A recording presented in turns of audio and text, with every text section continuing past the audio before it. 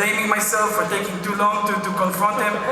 But bottom line, what we realized, and I know it's funny, and for me it was really, I couldn't even I cut my ties with the military because I was signed for 5 more years. And believe me, the intelligence forces, they don't let go so easy when when you're committed. But anyway, when my brother told me that, we already knew that this is it. Now it's the family, it's not us. It doesn't relevant if my dream is in Israel, and if Moti is a bit crazy. Because he always had a vision. That's something that I must say. He always had a vision. He saw it long term. And it wasn't alone over there. Of course, he built it with his ex-wife, Shabat, which is also amazing, and she's still with us all the way, building this organization, and other people around them. But when we knew that it's our parents that now coming over here, there is no way we can go wrong. Now, what are the options? Either to let them go back to Israel, empty-handed, or to make it happen over here. So when we had this opportunity to take a decision in life and say, okay, what do we do in a time of crisis?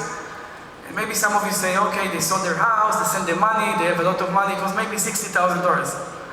And yes, it is money, but to open a business for 6 people that feed 6 people and everybody around them, it's nothing. And when we knew that this is what we have to do, what was the first thing that we decided to do was to call our friends. And I'm sure that all of you over here faced a situation like this or something similar. I don't know what you did when it was your time to take action. We called our friends, practically begging them. Really, saying, guys, we're stupid. We put our family at risk. Please come over here and help us.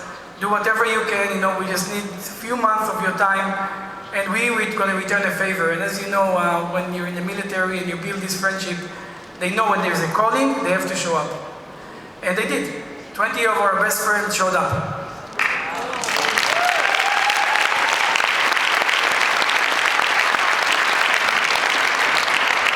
And the only thing that we did, we just had them together with us in the same room, and we just told them, we really appreciate what you guys are doing. We have no clue what we're doing next, but we will make food for you, we will service you, we will love you, and now we're here, just let's talk about what's next. We have to save the family.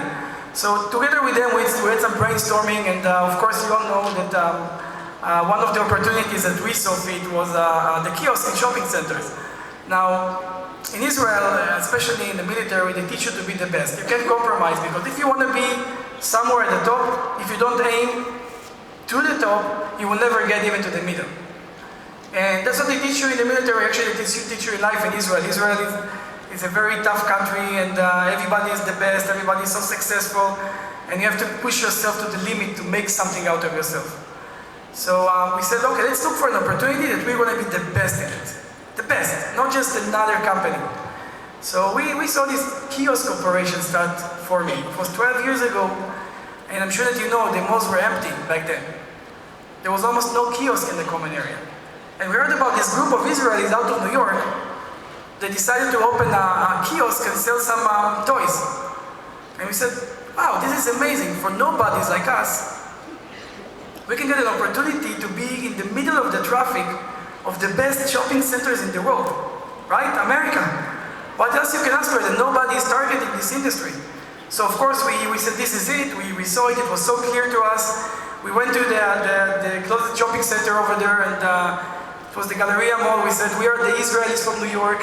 Of course, they had no clue what is the common area, and Texas is the last state to get any trend out of this country. So when we said kiosks and Israelis, of course they didn't believe in it at the beginning, but they did some research, and then we came again and said, yes, you guys are big in New York, we know about you. You invented an industry. So they gave us our chance, and we took this chance.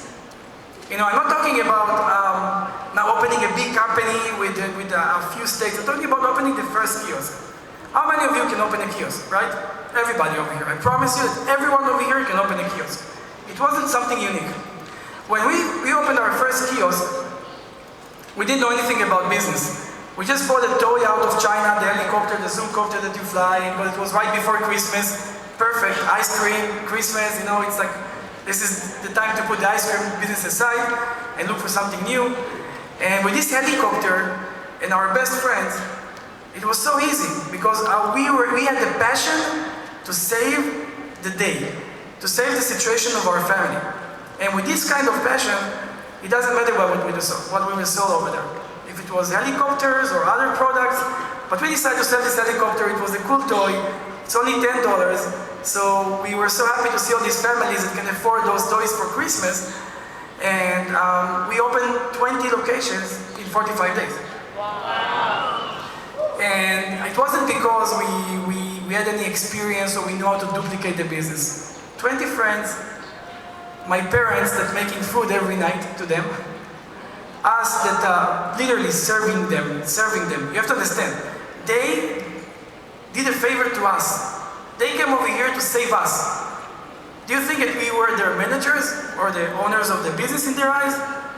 We worked so hard to get a recognition from them that we deserve their favor. Every day, we would do everything we could for them. And when my parents saw it and they put everybody together in the form of family, I can tell you they didn't care about us, their kids. We were like the housekeeping jobs we got. You know, all my friends would come over, they're like the kings. We were like just, Izhak do this, Moti bring that, go drive over there, and we liked it because, you know, everybody was happy. So I'm telling you about the beginning of it because this kind of interaction, this kind of situation is what formed what we're seeing today. Because when we worked in this 4 months, and we made over $1 million, we didn't think it's going to last. We thought maybe this is it, they're going back home. How can we keep the business? But we made so much money, we can take the family now. The family is secure, they did their part of it. But what happened, they were so excited about having this business, having the entire Ben Shabat family serving them, that they called everybody they know in Israel, right? Sounds familiar?